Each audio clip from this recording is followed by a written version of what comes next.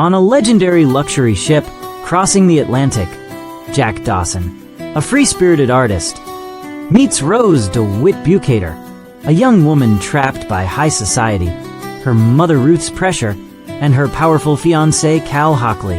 Their connection grows from a single risky moment into a secret romance that feels bigger than the ocean around them. But Cal's jealousy and his enforcer Lovejoy turn love into a dangerous game. As the voyage continues, a priceless jewel, a hidden drawing, and one desperate accusation push everything toward a breaking point. Years later, treasure hunter Brock Lovett and Rose's granddaughter Lizzie Calvert search for answers, unaware that the truth they're chasing could change what everyone believes about that night. Chapter 1. A ticket, a threat, and a promise. I still picture that morning like a painting that refuses to fade. The port was loud with steam and shouting, and the ship rose over everything like a floating city. Jack Dawson stepped onto the gangway with nothing but a small bag, a sketchbook, and that fearless look people get when they've got nothing left to lose. Fabrizio de Rossi slapped him on the back, laughing like the world was simple. Jack just smiled.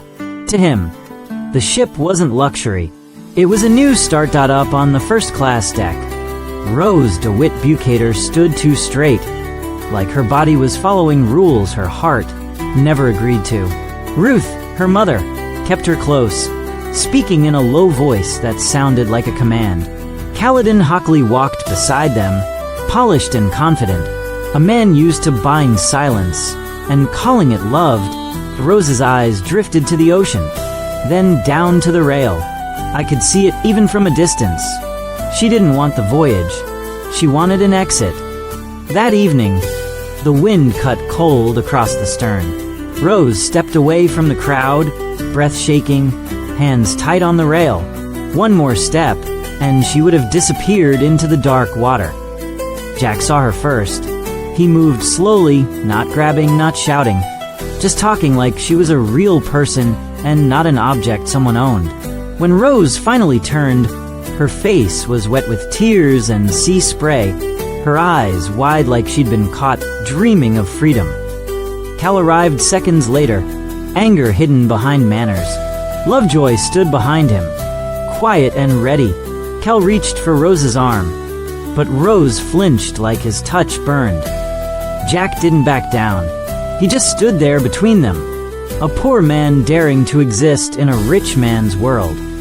And in that moment, Rose looked at Jack like she'd found air. Chapter 2. Drawing lines between worlds. After that night, Rose and Jack kept meeting in the spaces that didn't belong to first class or third class, the in-between places where the ship's rules softened. Jack taught her how to laugh without covering her mouth. He showed her the horizon and called it a doorway. Rose listened like she'd been hungry her whole life, and only now found something that could fill her up. Cal tried to claim the story as his own. At dinner, he invited Jack to sit with them like it was charity, like he could prove Rose's little adventure was harmless. Jack arrived in a borrowed tuxedo, hair combed back, hands steady. He talked about art and life with a calm confidence that made the table uncomfortable. Rose's smile that night was real, and Cal noticed. Later, Rose followed Jack down to third class. The music hit her first. Loud, alive, reckless. Fabrizio spun people across the floor, and the room was full of sweat, laughter, and freedom. Rose danced with Jack until her cheeks flushed and her hair loosened. She wasn't a porcelain doll anymore. She was a girl in motion, a girl choosing. Then came the quiet part, and Rose's suite. The lamps were soft and the curtains were heavy. Rose sat wrapped in silk, trusting Jack with something deeper than her body, her true self. Jack sketched with gentle focus, capturing her like she deserved to be seen, not displayed. On the table nearby, Cal's blue jewel necklace caught the light, expensive and cold, like a promise with chains attached. When Jack finished, Rose stared at the drawing and whispered, "That's me." Jack nodded. that's who you really are." Outside the door, Lovejoy's shadow passed once, slow as a warning. Chapter 3. Jealousy Has a Sound. Cal's world was built on control, and control hates surprises. That he held the blue jewel in his hand inside a private office, jaw tight, eyes sharp with planning. Ruth stood nearby, voice clipped. She didn't care about Jack. She cared about survival, about keeping their name afloat, even if Rose drowned inside it. Lovejoy waited at the door, silent muscle in a suit.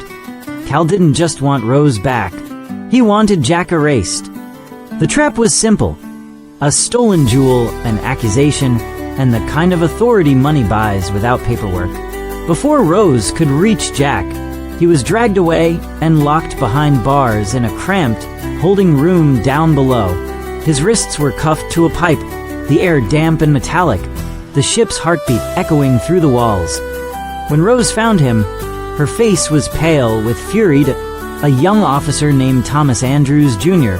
guided her through service corridors that smelled like steam and oil. He didn't ask questions out loud, but his eyes said plenty. He'd seen men like Cal before. He handed Rose an axe with a steady grip and a warning to be careful. Rose raised the axe with both hands, not elegant now, not careful, just determined.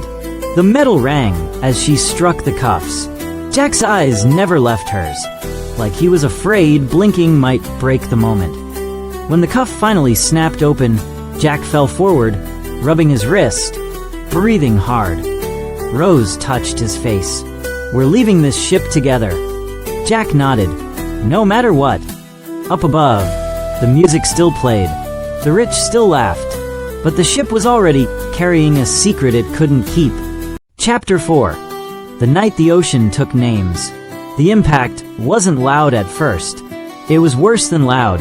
It was a long, grinding shiver that ran through steel and bone. People stepped onto the deck annoyed, curious. Then they saw the crew's faces. Then they felt the tilt, barely there, but growing like dread. Jack and Rose moved fast. Fabrizio close behind, shouting over the rising noise. Officers started loading lifeboats under hard white lights. Thomas Andrews Jr. tried to keep order, voice cracking through the wind. Ruth clung to Rose's arm, begging her to come, to be sensible, to be saved the proper way. Cal argued with Rose like he could negotiate her soul. Lovejoy watched Jack like a hunter deciding when to strike. Rose looked at the lifeboat, then at Jack. Her choice shook Ruth like a slap. The ship's hallways turned into rivers. Water rushed through slanted corridors, dragging luggage and chairs like toys. Jack pulled Rose through waist-deep water, his hands locked around hers so tightly it looked painful. They fell, got up, kept going, driven by the single thought that neither could survive without the other. On the stern, the world became angles and screams. Stars overhead, ocean below. The ship rising like a tower that wanted to tip them into the night. Rose grabbed Jack's face with both hands. "If we get separated, we won't," Jack said, but his voice betrayed him. He knew the ocean didn't bargain. A lifeboat slipped down nearby. Rose was shoved toward it by panicked hands. She fought, twisting back, eyes wild, searching for Jack. And then the darkness swallowed the distance between them. The water hit like knives. The sound of the ship breaking was a roar that felt like the end of the world. Jack and Rose surfaced in chaos, gasping, surrounded by cries that faded one by one. Somewhere close, Rose's hand found Jack's. Somewhere farther, a whistle blew. Somewhere, a boat turned in the dark. And in that freezing black, love became less like a word and more like a test. Chapter 5. A Secret That Outlived the Sea. Years later, I stood on a modern research vessel watching Brock Lovett spread photos across a table, like he was dealing cards to fate. He was chasing a jewel, chasing glory, chasing a story he thought he understood. Lizzie Calvert stood beside him, arms folded, protective in a quiet way. She watched the old sketches, and the newspaper clippings like they were pieces of a family puzzle. Then Rose came in. She was older, but her eyes were the same, ocean deep, unfinished. She studied the drawing Brock had found, the one Jack had made. Her fingers hovered over the paper like touching it might burn. The room went silent, the kind of silence that makes you realize you're about to hear something that can't be taken back. Rose didn't start with the ship. She started with the feeling.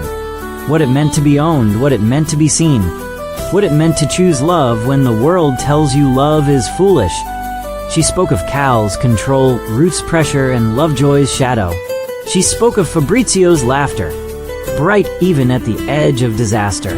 And she spoke of Jack like he was still nearby, like he might walk in if someone opened the right door.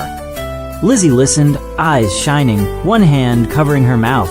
Brock leaned forward, treasure forgotten. That night, Rose stepped onto the deck alone. The sea was calm, endless, patient. In her hand was the blue jewel, catching the work light in a soft glow.